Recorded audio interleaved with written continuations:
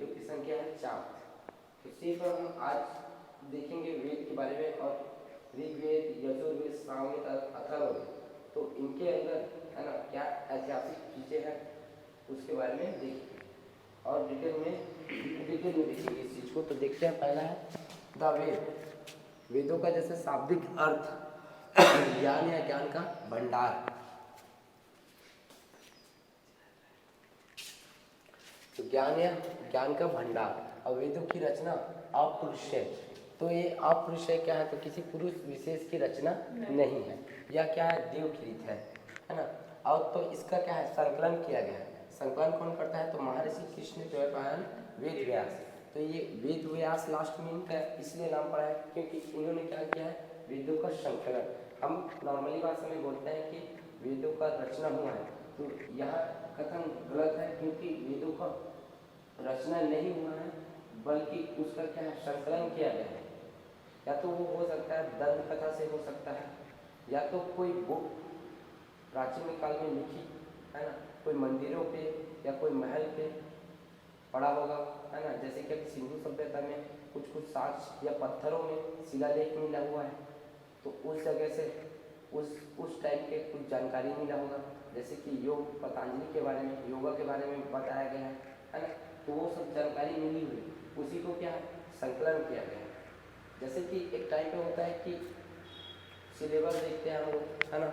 जैसे कि अभी आने वाला पीएससी का भी अभी कुछ नवंबर में आ जाएगा नोटिफिकेशन, तो उसका सिलेबस देखेंगे और हमारे बुक में देखेंगे, तो हम उस सिलेबस को देख के हम क्या करेंगे? अपने बुक को संकलन करेंगे है ना। और जो सिलेबस में पूछा नहीं गया है उस चीज़ों को क्या है? हटाएंगे। ठीक है, तो ये है। तो वेदों की संख्या क्या है? तो 4 है। देखते हैं, तो जो सबसे प्राचीनतम वेद है उसको कहते हैं ऋग्वेद। ऋग्वेद का रचना कब हुआ गया है या संकलन कब हुआ गया है पूछेगा तो ऋग्वैदिक काल में हुआ है। और जो ये 3 वेद है, यजुर्वेद, सामवेद और अथर्ववेद, तो इसका क्या है? संकलन या रचना कब होता है? तो उत्तर वैदिक काल में होता है। इतना हुआ। अब ऊपर से देखते हैं, यही सीक्वेंस में लिखना है, पहले ऋग्वेद, यजुर्वेद, सामवेद और अथर्ववेद। तो देखते हैं ऊपर के 3, तो ऋग्वेद, यजुर्वेद, सामवेद, इन तीनों वेदों को वेद त्रय या वेद त्रय बोलते हैं है ना। अब इसके बाद देखते हैं यजुर्वेद, सामवेद और अथर्ववेद, इन्हें उत्तर वैदिक काल का, क्योंकि उत्तर वैदिक काल में इसकी रचना हुई है। और इसके बाद अथर्ववेद है जो सबसे क्या है? नवीनतम वेद। तो नवीनतम वेद पूछता है और इसके बाद प्राचीनतम वेद पूछता है। तो नवीनतम कौन सा है? अथर्व है। और प्राचीनतम कौन सा है? तो ऋग्वेद है। अब एक स्टेटमेंट आता है, किनका आता है? देखते हैं, दयानंद सरस्वती। ये क्या बोलते हैं? तो वेदों की ओर लौटो, वेदों की ओर लौटो है ना। तो ये स्टेटमेंट बहुत बार पूछा गया है कि वेदों की ओर लौटो किसने कहा है? तो किसने कहा है? दयानंद सरस्वती ने। इतना हुआ। अब देखते हैं ऋग्वेद। तो ऋग्वेद के बारे में देखते हैं, तो यह सबसे प्राचीनतम वेद है। स्फूल शब्द का क्या है? वर्णन मिलता है। कितने मंडल है? तो 10 मंडल है। सूक्त कितने हैं? तो 1028 है। श्लोक बोलेगा तो 10,580 है ना। उसके बाद इंद्र का उल्लेख पूछता है तो 250 बार, और अग्नि का उल्लेख बोलेगा तो 200। तो इसमें पूछा जाएगा कि ऋग्वेद का उल्लेख इंद्रदेव का उल्लेख ऋग्वेद में कितने बार है? तो 250, और अग्नि का उल्लेख तो 200। लेकिन इसी में घुमा के पूछा जाएगा कि ऋग्वैदिक काल में सबसे ज़्यादा उल्लेख किसका मिलता है? तो किसका मिलता है? पिता का मिलता है, जो कितना है? 350 बार। 350 बार उल्लेख पिता का मिलता है। इतना हुआ। अब देखते हैं ऋग्वेद काल के बारे में थोड़ा सा डिटेल लिखेंगे क्योंकि यहाँ प्राचीनतम वेद है। ऋग्वेद जो किससे समानता रखता है ना? जिंदावेस्ता। जिंदावेस्ता क्या है? ईरानी ग्रंथ है जो क्या है? मध्य एशिया है ना, मध्य एशिया में मिला है जिंदावेस्ता, ईरानी ग्रंथ। और हमारा ऋग्वेद, ये दोनों मिलता है। तो ये दोनों बुक में हमारे ऋग्वैदिक काल के 4 देवता हैं, इंद्र, वरुण, नसत्य है ना, और एक है, एक याद नहीं आ रहा, नहीं, मित्र। ठीक है, इंद्र, वरुण, नसत्य और मित्र, 4 देवता का उल्लेख किसमें मिलता है? ऋग्वेद में। लेकिन वही 4 देवताओं का वर्णन शिलालेख में या जिंदावस्था में मिलता है। तो ऋग्वेद को जिंदावस्था का समानता बोलते हैं। तो ऋग्वेद में ऐसा क्वेश्चन आ सकता है कि ऋग्वेद का समानता कौन सा ग्रंथ है ना? तो कौन सा है? जिंदावस्था है। प्रथम ऋचा अग्नि को समर्पित है। ठीक है, प्रथम ऋचा अग्नि को समर्पित है। अब तीसरा मंडल देखते हैं। तो तीसरा मंडल है गायत्री मंत्र का उल्लेख। क्या है? गायत्री मंत्र का उल्लेख। उसके बाद देखते हैं गायत्री मंत्र किसको समर्पित है? तो सावित्री देवी को समर्पित है। यदि सावित्री देवी ना रहे और इनमें से कोई भी ना रहेगा तो आप ऑप्शन में देखेंगे सूर्यदेव है, तो आप सूर्यदेव ले सकते हैं। 7वां मंडल देखते हैं। तो 7वां मंडल में क्या है? शिक्षा का उल्लेख। ठीक है, क्या है? शिक्षा का उल्लेख। 7वां मंडल में शिक्षा का उल्लेख। 8वां मंडल में सोमदेव और सोमरस का उल्लेख मिलता है। ये क्वेश्चन डायरेक्ट पूछा जाता है। और 10वें मंडल में शूद्रों का उल्लेख है ना। तो ये भी याद हो गया होगा कि तीसरे मंडल में गायत्री मंत्र का उल्लेख होता है जो सावित्री देवी को समर्पित है। ये भी याद होगा कि 8वां में सोमदेव और सोमरस का है।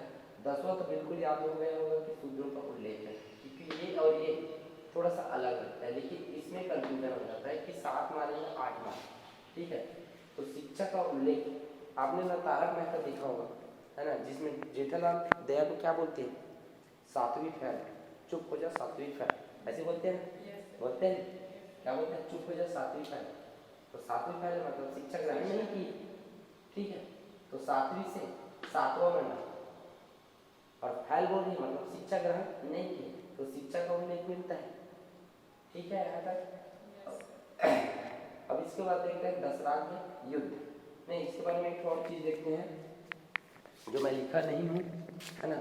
तो इसमें जो दूसरा और 7वां मंडल है, टोटल 10 मंडल है, तो दूसरा और 7वां मंडल है, ये क्या है? ओल्ड है, ओल्ड है। ठीक है, अच्छा यहाँ पे लिखा हुआ है, सॉरी मैं नहीं देख पाया। ठीक है, यहाँ पे देखते हैं। तो जो ऋग्वेद है उसमें से ये 27 लिखा है ओल्ड और 110 न्यू लिखा है। तो जो 27 लिखा है इसको 27 में पढ़ के इसको 20 से ऐसे काटेंगे तो 2 और 7 होता है। तो दूसरा और 7वां पुराना है। ठीक है, सबसे प्राचीनतम है। और सबसे नवीनतम पूछेगा तो यहाँ से फिर एक यहाँ से ऐसे काटेंगे तो पहला और 10वां। पहला तो नवीनतम लगता ही है सभी को, लेकिन ऑप्शन में 10वां भी रहे और ए और बी दोनों रहेगा ऑप्शन में, तो आपको किसको लेना है? ए और बी दोनों, क्योंकि ये भी नवीनतम है 1 और 10, ये दोनों क्या है? नवीनतम है, क्योंकि इनका संकलन बाद में मिलता है। इसी से पता चलता है कि वेदों का संकलन किया गया, ना कि रचना। ये सब चीजें पहले मिल गई। ठीक है, ये सब चीजें पहले मिल गई, पहला दूसरा नंबर तक मिल गया, इधर से तीसरा चौथा 7वां तक मिला होगा। बाद में ये एक मिलता है और 10 मिलता है इसके साथ, तो ये लोग क्या हुए? नवीनतम हुए। तो इसी से पता चलता है कि ये क्या है? संकलन किया गया है। इतना हुआ। अब इसके बाद देखते हैं दशराग्य युद्ध। तो दशराग्य युद्ध के बारे में देखते हैं। भरत कबीला और पूर्व कबीला। ऋग्वेदिक काल में पढ़ा था भरत कबीले के कारण ही हमारे देश का क्या नाम पड़ता है? भारत है ना। तो ये 2 रहते हैं है ना। इसमें से इनके है ना पुरोहित कौन रहते हैं? विश्वामित्र रहते हैं। क्या रहते हैं? पुरोहित। पुरोहित रहते हैं विश्वामित्र। ठीक है, तो इनको इस पद से, पुरोहित के पद से हटा देता है कौन? भरत कबीले। भरत कबीले वाले लोग हटा देते हैं। भरत कबीले का कौन? सुदास। सुदास इसको क्या करता है कि पुरोहित के पद से हटा देता है, जिसका अब किसको? विश्वामित्र को बदला लेना है। ठीक है, तो एक था भाई पुरु कबीले। ठीक है, एक क्या था? पुरु कबीले। उसमें से थे 10। तो पुरु कबीले को कितने लोग को मिला के बोलेंगे? तो 10 जन, मतलब 10 राजा प्लस आर्य प्लस अनार्य। ठीक है, तो ये मिल के बनाते हैं पुरु कबीला। ठीक है, उसका पुरोहित बनता है कौन? विश्वामित्र। और सुदास का वशिष्ठ। अब ये इन लोग का दोनों का युद्ध होगा। युद्ध भी कहाँ होगा? तो रावी या परुष्णी नदी के तट पर होता है युद्ध, है ना। यह प्राचीन नाम है और यह अभी वर्तमान नाम है ना। तो अब देखते हैं, वशिष्ठ जीता है ना, और विश्वामित्र हार गया। इतना हुआ। इसके बाद देखते हैं यजुर्वेद। यजुर्वेद के बारे में देखते हैं तो इसमें क्या लिखा गया? तो कर्म और कांड। तो गद्य पद्य, गद्य और पद्य। तो गद्य और पद्य में लिखा गया कोई भी वेद है या संस्कृत का शब्द या संस्कृत का श्लोक, उसको बोलते हैं चंपू काव्य। तो चंपू काव्य या चंपू वेद कौन सा है? तो यजुर्वेद है। इसमें आप डाउट नहीं होंगे, है ना। शाखाएं तो एक है कृष्ण और एक है शुक्ल, ठीक है। कृष्ण और शाखा और शुक्ल शाखा, है ना। तो सबसे मूल रूप किसको बोलते हैं? तो शुक्ल शाखा को मूल रूप बोला जाता है ना। और कृष्ण का मतलब क्या थे? कृष्ण क्या थे? सांवले थे। तो सांवले से याद रखेंगे काला। तो काला ग्रंथ कौन सा है? यजुर्वेद। ना कि इसमें जादू टोना करके लिखा होगा, जैसे कि जादू टोना करके लिखा है तो ये काला ग्रंथ करके इसको ना मार के आ जाएंगे, क्योंकि इसमें जादू टोना लिखा है। तो लोग सोचेंगे अथर्ववेद। नहीं, अथर्ववेद नहीं है। जिसकी शाखाएं याद रखना कृष्ण और शुक्ल। कृष्ण जी किसमें है? यजुर्वेद में। तो ये कृष्ण क्या थे? सांवले थे। तो सांवले से काली को रिलेट कर लेंगे तो काला ग्रंथ कौन सा है? यजुर्वेद। अब इसके बाद देखते हैं सामवेद। सामवेद को क्या कहते हैं? तो भारतीय संगीत के जनक, भारतीय संगीत के जनक। अब ये सबसे कम ऐतिहासिक वाला वेद है। क्या है? सबसे कम ऐतिहासिक वाला वेद है, क्योंकि इसमें संगीतों के बारे में वर्णन मिलता है और यह वेद पद्य में है। अब देखते हैं साम का अर्थ क्या होता है? तो गायन होता है। तो ये 7 है, इसकी संख्या क्या है? सभी को याद होगा, सा रे गा मा पा धा नी। इतना हुआ। तो सामवेद में उतना जानकारी नहीं मिलता, सिर्फ संगीत के बारे में मिलता है। और ये पूछ लिया जाता है कि भारतीय संगीत के जनक कौन है, और एकदम डीप करेगा तो यह कौन सा वेद है जो पद्य में है, और या तो सबसे कम ऐतिहासिक वाला वेद। इतना तक इसका क्वेश्चन बन सकता है। अब देखते हैं अथर्ववेद। ठीक, अब अथर्ववेद के बारे में देखते हैं तो क्या देखेंगे? अथर्ववेद क्या है? सभा और समिति को प्रजापति की 2 पुत्री कहा गया है। क्या कहा गया है? 2 पुत्री कहा गया है। तो अथर्ववेद में क्या है? जादू टोना, टोटका, औषधि और चिकित्सा। तो इसकी जानकारी मिलती है। क्या क्या चीज? जादू टोना, टोटका, औषधि और चिकित्सा के बारे में। सबसे नवीनतम वेद कौन सा है? तो अथर्ववेद।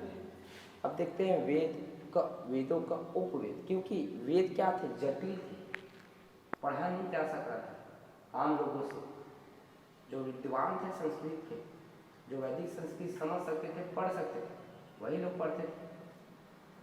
तो आज के टाइम पे तो कोई संस्कृत पढ़ भी नहीं पाएगा। 10वीं का संस्कृत पढ़ने के लिए हिचकिचाएंगे लोग, तो वैदिक संस्कृत कैसे पढ़ेंगे? तो उसी का सरलीकरण होते हैं। ये जटिल है, जटिल वेद, तो उसी को क्या कहेंगे? सरलीकरण। तो सरलीकरण करना ही उपवेद है। तो सरलीकरण करते हैं तो देखते हैं ऋग्वेद का उपवेद क्या है? आयुर्वेद। यजुर्वेद का धनुर्वेद। तो एक एक देख लेते हैं हम लोग। ऋग्वेद का आयुर्वेद, और उसे पुरोहित मतलब होता है पढ़ने वाला या वाली, ठीक है। तो पढ़ने वाला कौन है? होत्री और होत्रा, ठीक है। होत्री और होत्रा, ठीक है। और विषय क्या है? होता है, ठीक है। और विषय क्या है? मंत्र और स्तुति, ठीक है। क्या जानकारी मिलता है इसमें? तो मंत्र और स्तुति के बारे में। रचना काल देखते हैं हमें, तो 1500 ईसा पूर्व से 1000 ईसा पूर्व के मध्य इसका हुआ क्या? रचना, ठीक है। ये सबसे लंबे समय में लिखा गया है। ये भी पूछ सकते हैं सबसे लंबे समय में कौन सा तैयार है? यही है ऋग्वेद। तो अब यजुर्वेद के बारे में देखते हैं, तो इसका है धनुर्वेद। उपवेद का नाम है धनुर्वेद। पुरोहित या पढ़ने वाला कौन है? अध्वर्यु, है ना। विषय क्या है, यज्ञ और कर्मकांड। और इसका देखते हैं तो सभी का इधर बोले सामवेद, अथर्ववेद, इनका क्या है 1000 से 600, 1000 से 600 किसी 1000 से 600 ईसा पूर्व रहेगा। तो तीनों का डेट सेम है ना। सामवेद देखते हैं तो गंधर्व वेद है, गाना से आगा क्यों ना, साम संगीत, गंधर्व से गाना, उद्गाता गाता रहे सारा जहां, जो गाना है उसमें है ना। तो ये याद हो गया होगा। वेद क्या है, क्या है सामवेद, उपवेद गंधर्व वेद, पुरोहित मतलब पढ़ने वाला उद्गाता, और विषय क्या है संगीत। अब अथर्ववेद के बारे में देखते हैं तो इसका क्या है, उपवेद क्या है शिल्पवेद, पुरोहित कौन है ब्राह्मण है ना, जो पढ़ते हैं इसको उसे क्या कहते हैं ब्राह्मण बोला जाता है। और विषय है इसका जादू, टोना और चिकित्सा। तो उम्मीद करता हूँ फ्रेंड आप सभी को पसंद आया होगा। मिलते हैं नेक्स्ट क्लास में।